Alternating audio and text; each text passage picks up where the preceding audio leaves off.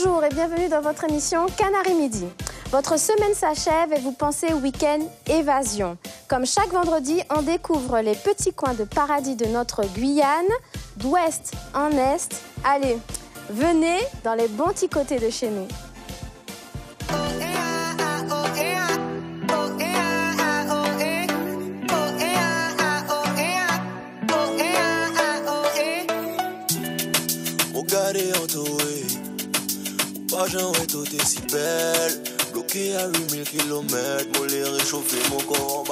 Mer, criques, rivières, fleuves et nos indénombrables seaux. On choisit souvent les abords de l'eau pour se détendre. À chacun son petit trésor pour trouver la bouffée d'oxygène dont vous avez besoin. Aujourd'hui, nous recevons monsieur Franz Fabien. Bonjour Franz. Bonjour Axel. Alors, vous êtes responsable de sites touristiques local en ligne. C'est ça. Donc, vous êtes un guide touristique numérique. On va dire ça, c'est dans l'air du temps. Alors, pourquoi avoir choisi de cibler le tourisme local ? Alors, j'ai choisi de cibler ce tourisme-là parce qu'il faut intéresser les gens. Il faut intéresser les gens à ce qu'on a de disponible ici. On a de très beaux sites à découvrir, des criques, des rivières, des sentiers, des seaux. Et il me paraît important que les gens puissent savoir ce qu'on a et qu'ils puissent en profiter également. Vous avez découvert, c'est devenu votre métier, vous étiez déjà un peu dedans de par votre histoire, c'était une habitude en famille Non, en fait, c'était juste à un moment, j'ai décidé de visiter mon pays. Et de par cette envie-là, j'ai eu envie de partager ce que je découvrais et du coup j'ai créé le site. C'était en 2011. Alors j'ai remarqué que les rubriques brossent un panel assez large du mot tourisme local. C'est pas que des sites touristiques, des criques, des seaux, c'est un peu plus large que ça. Vous avez pensé à nous faire découvrir tout ce qu'il y a en Guyane. Tout à fait. En fait, le site, lorsqu'il a été mis en ligne, c'était principalement la découverte des sites naturels. Donc, on est parti d'un constat qui manquait ça. Et ensuite, en 2018, on a sorti une version plus large du site où on propose aux personnes de savoir où ils peuvent se restaurer, où ils peuvent se divertir, se loger. Exactement. Le tout en Guyane, voilà, toutes les bonnes adresses. C'est ça, le tout en Guyane. L'idée étant que quelqu'un qui, par exemple, ici est à Cayenne et souhaite faire une excursion à Saint-Laurent, un week-end à Saint-Laurent, il a les infos qu'il lui faut sur le site pour pouvoir s'organiser, prendre contact avec les prestataires. Se déplacer, se loger. Voilà, il peut trouver un loueur de véhicules, de voitures, et puis voilà, il s'organise. Et c'est parti pour le week-end. Et c'est parti. Est-ce que vous trouvez que le tourisme local est réparti de façon uniforme sur notre territoire ? Est-ce qu'il est réparti de manière uniforme? Non, pas forcément. Il y a des communes où on retrouve plus de choses à faire que d'autres. Comme par exemple? J'aime bien la commune de Sinamari, où il y a pas mal de choses à faire. Saint-Laurent aussi est pas mal. Donc l'Ouest en force. Voilà, l'Ouest en force. D'ailleurs, ils ont un office de tourisme qui est très dynamique là-dessus. Et Maripasoula. Et Maripasoula. Ouais. Ouais, l'Ouest.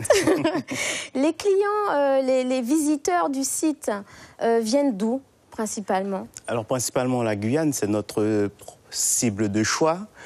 Alors, dans le top 5, top 4, on a la Guyane, on a aussi la métropole, la France. Qui consulte beaucoup le site, c'est ça. Et on a les Antilles. Les Antilles, et il nous arrive d'avoir dans ce top 5-là également les États-Unis. Les États-Unis, voilà, les Américains qui viennent voir ce qui se passe chez nous, comment c'est. C'est ça, oui, ils cherchent peut-être une porte d'entrée vers l'Amérique du Sud, etc. D'ailleurs, aujourd'hui, vous allez nous parler de 3 merveilleux sites que vous avez choisis.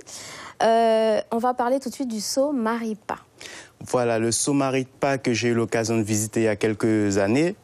Je l'aime bien parce que c'est un site qui est frontalier.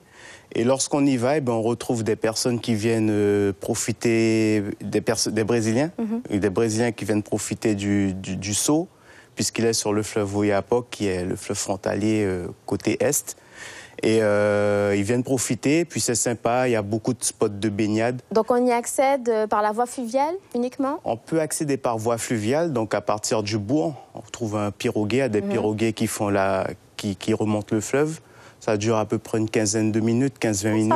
Ça va, c'est pas très long. C'est pas l'excursion. C'est pas très loin, voilà. On peut l'organiser dans un week-end.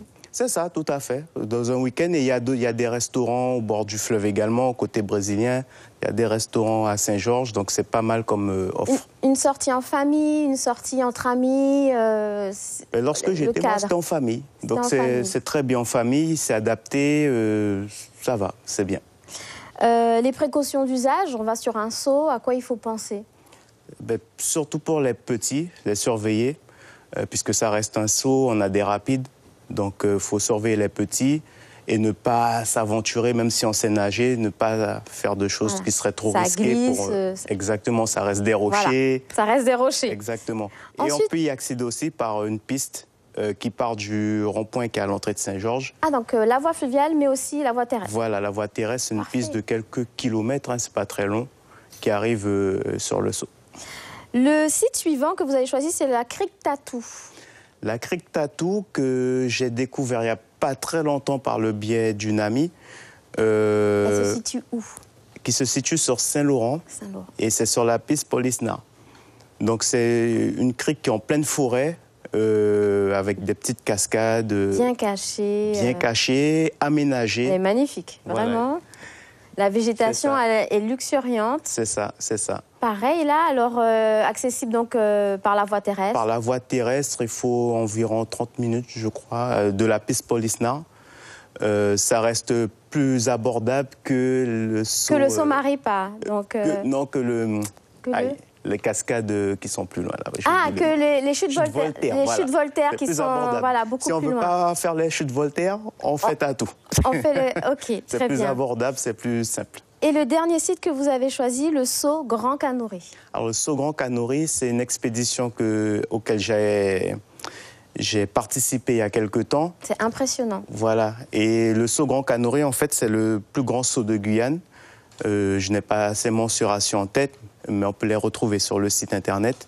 Il est vraiment impressionnant. C'est une excursion de quelques jours, 4 à 5 jours. Donc à prévoir sur une semaine. Hein. Pourquoi pas prévoir sur une semaine. Mais là, on est plus dans l'excursion, la randonnée, c'est physique, c'est un peu sportif aussi peut-être. C'est pas forcément physique. C'est pas forcément physique puisqu'on passe pas mal de temps à naviguer. D'accord. Mais ce qui est intéressant, c'est qu'on dort en forêt, on prépare son bivouac, on cuisine en forêt, voilà. D'accord. Alors, si vous aviez un petit conseil à nous donner quand on part en week-end, on part comme ça en excursion, le petit conseil pour partir peut-être en sécurité et puis profiter à fond. Alors, déjà, savoir s'il y a du réseau ou pas. S'il n'y a pas de réseau, s'il est possible pour la personne de louer un téléphone satellite. Tout dépend de là où on va. La sécurité. La sécurité, de manière à pouvoir prévenir si jamais on a un problème et informer ses proches, enfin des personnes de l'endroit où on va. Très bien. Et dire à peu près, je vais tel endroit pour tel nombre de jours et si tu me vois pas, L'aventure. Merci beaucoup, Franz. Donc, on retrouve toutes ces bonnes adresses sur le site de tourisme local. C'est ça. Avec tous les bons petits côtés, voilà. Merci encore. Et pour finir en beauté, vous l'avez peut-être déjà vu, le premier guide du routard sur la Guyane vient de sortir. Avec nous en ligne, Malia Metella. Malia. Oui, bonjour. Bonjour Malia, merci d'être avec nous. Vous êtes la marraine du premier routard sur la Guyane. Oui, exact. Vous avez accepté ce parrainage, pourquoi ? C'est juste pour aussi montrer, et en fait c'est surtout eux qui m'ont choisi, c'est surtout pour pouvoir montrer toute la beauté de la Guyane, pouvoir en parler, c'était surtout ça. Parce qu'en fait, ce guide, il parle de tous les bons recoins de la Guyane, que ce soit la forêt, l'artisanat, le carnaval, la faune, la flore. Donc, pour moi, j'ai dit oui tout de suite dès qu'on me l'a demandé, en fait. J'ai pas hésité. Et avec tous ces Guyanais et ces Guyanaises qui brillent au niveau mondial, est-ce que vous avez l'impression que la Guyane est plus connue ou reconnue ? Oui, de plus en plus, mais j'espère qu'elle le sera d'année en année parce que elle a besoin de montrer toutes ses valeurs, tout ce qu'elle a comme toute sa beauté, parce que elle a de belles choses. Beaucoup de gens rêvent de venir en Guyane pour découvrir la Guyane, parce qu'ils ont ce côté d'aventure qu'ils ont envie de découvrir.